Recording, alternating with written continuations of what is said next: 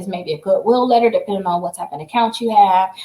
Everything is different, but you should send a letter definitely to the credit bureau first before you even think about sending them a validation of debt letter. Once that account is on your credit report, that means that you missed the step where you're supposed to ask them to validate the debt. Like, as soon as you get the letter in the mail, so they're supposed to, after they talk to you, they have 5 days to send you a letter in the mail. If they don't talk to you at all, they still send you a letter in the mail letting you know, hey, you owe $1,000 on this debt. If you do not ask to validate this debt, this account could be added to your credit reports in 30 days, and we're going to assume that the debt is yours. At that point, you're supposed to send a validation of debt letter.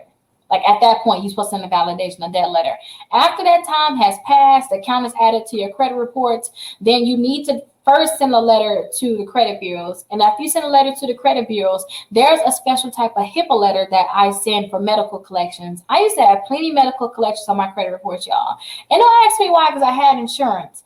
But most of them was with a company called AmeriCollect. Now, AmeriCollect, all I had to do, I sent the letters to the credit bureaus. Like, a few of them came off. I think I had like 8 of them. A few of them came off from just that letter. But I'm like, AmeriCollect, like, why won't you just delete all of them?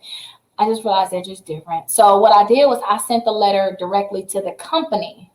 And with the letter directly to the company, that was actually a HIPAA letter. So I don't know if I have that letter. Let me know if you're part of exclusive membership, because I can add that direct letter that I used into the exclusive membership so you guys can use it also.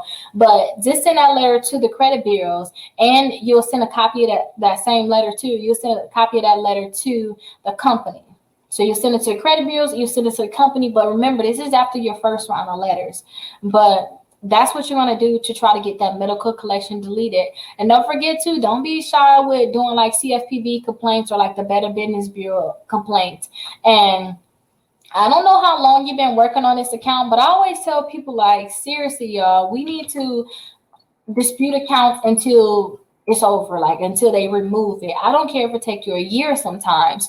Sometimes accounts are stubborn like that, but just stay persistent with these accounts if they're not removed. And sometimes too, if it's on your credit report, try to see, instead of fighting these medical collections, because like I remember last time I even had a collection on my credit report, as soon as that thing came off my credit report, my credit score went up 40 points.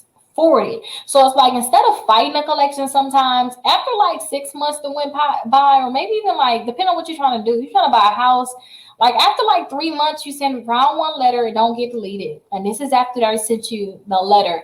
After round 1 letter, it wasn't deleted. You did the HIPAA, like I told you, you sent that to the company, and you sent it to the credit bureaus, and you send a last complaint saying you're going to sue them. You're going to send in complaints to the Better Business Bureau, and you do all these steps.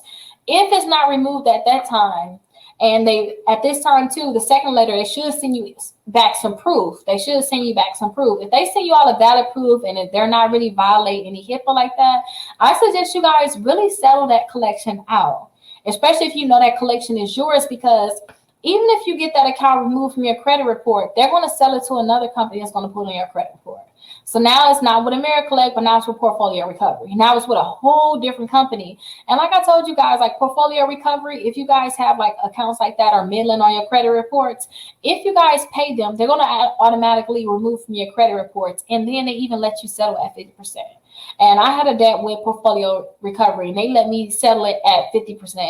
So if you guys have that account, like, I understand you can fight back and forth with them, but after you fought for about 3 months, you know, especially if you're trying to get a house, you're trying to get a car, you're trying to really boost your credit score, stop fighting with them so much, especially if you know it's your debt, and just pay it. Because if you fight with them so much that it's removed from your credit report, if you don't later on, like right after it's removed, call them and settle it out anyway, then most likely they're going to sell it to a new company. And that's when you're going to get the letter in the mail saying, hey, Rickita, we now have your debt, and you owe us $1,000. If you do not send us a letter in 30 days to validate the debt, we're going to add it to your credit report. So it's like a whole new process that you don't even want to go through. So you may want to settle that debt while it's still on your credit report, and try to see if they can do like a pay for deletion, so that they can remove that account from your credit report after you pay it. But some companies, like I said, they're going to automatically delete it. But like I said, let me know if you want me to add that HIPAA letter that I use to the exclusive membership, because I can definitely add that. But that's something I personally like use, y'all.